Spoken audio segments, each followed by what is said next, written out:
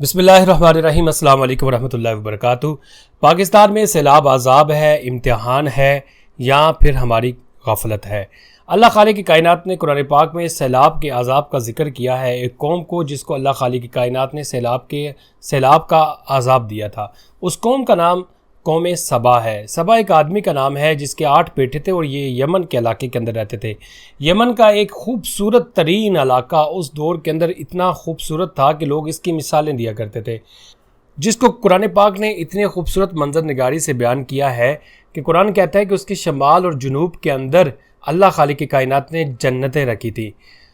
یہ قوم نفاست اور خوبصورتی اور آب و ہوا کی وجہ سے اتنی مشہور ہے، کہا جاتا تھا کہ اگر وہاں سے کوئی گندگی بھرا جسم لے کے گزرے جس کے سر کے اندر جوئیں بھی ہوں تو اس کی نفاست اور وہاں کی آب و ہوا کی تازگی کی وجہ سے اس کا جسم صاف ہو جاتا تھا اور سر سے جوئیں تک ختم ہو جاتی، مر جاتی تھی۔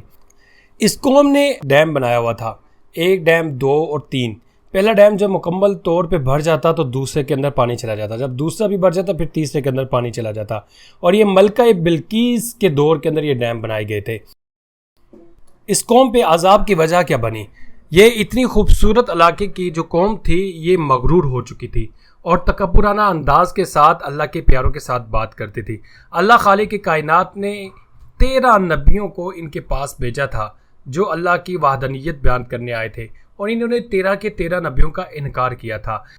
ان کا ایک بادشاہ تھا، جب اس بادشاہ کا بیٹا فوت ہوا تو اس نے آسمان کی طرف منہ کر کے تھوکا اور اللہ خالق کی کائنات کو نعوذ باللہ استغفر اللہ برا بھلا کہا تھا، جس کی وجہ سے اللہ خالق کی کائنات نے اس قوم کا تکبر اور اس کا غرور اس طرح سے توڑا کہ ایک چوہے نے اللہ خالق کی کائنات کے حکم سے اس ڈیم کے اندر سوراخ کیا، جس سے پانی اتنی زور و شور سے نکلا اور وہ اتنی طاقت کے ساتھ نکلا کہ پوری کی پوری بستی کو تباہ و برباد کر گیا۔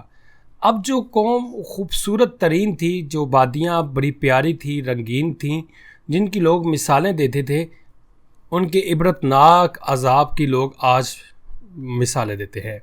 یہ تھا عذاب، اور عذاب اور امتحان میں فرق یہ ہوتا ہے جس قوم پہ عذاب بھیجا جاتا ہے اس پوری کی پوری قوم کو تباہ و برباد کر دیا جاتا ہے۔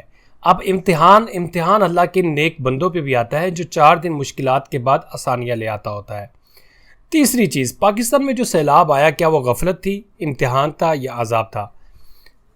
یہاں پہ اس کو عذاب تو نہیں کہا جا سکتا، کیونکہ اگر عذاب آتا تو پورے کا پورا ملک بلکہ پوری قوم تباہ و برباد ہو جاتی۔ اس کو امتحان کہا جا سکتا ہے اور ہماری غفلت کہا جا سکتا ہے۔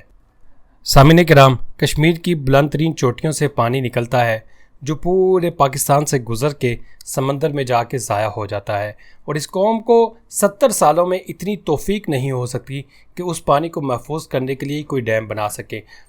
پورے پاکستان کے 5 صوبوں کے اندر سے جو بھی پانی نکلتا ہے کراچی تک جا کے ضائع ہو جاتا ہے۔ 70 سالوں میں ابھی تک اس مسئلے کا حل نہیں نکالا گیا،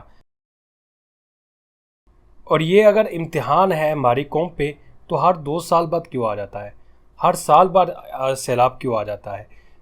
سامعین کرام، مجھے لگتا ہے کہ یہ غفلت ہے، اور یہ غفلت ہے ہمارے اداروں کی، یہ غفلت ہے ہمارے منتظمین کی، یہ غفلت ہے ان لوگوں کی جو خواب و غفلت میں سو رہے ہیں۔ ہم جسے اللہ کا عذاب یا امتحان کہتے ہیں، دوسری قومیں اسے مس مینجمنٹ کہتی ہے۔ میں درخواست کروں گا ہر ایک پاکستانی سے کہ ہمیں اس کی طرف توجہ دینی چاہیے۔ آئے دن سیلاب ہماری ہی قسمت کیوں بنتا ہے؟ ہمیں اس کے لیے آج ہی کو بہتر لائے عمل کرنا چاہیے۔ شکریہ۔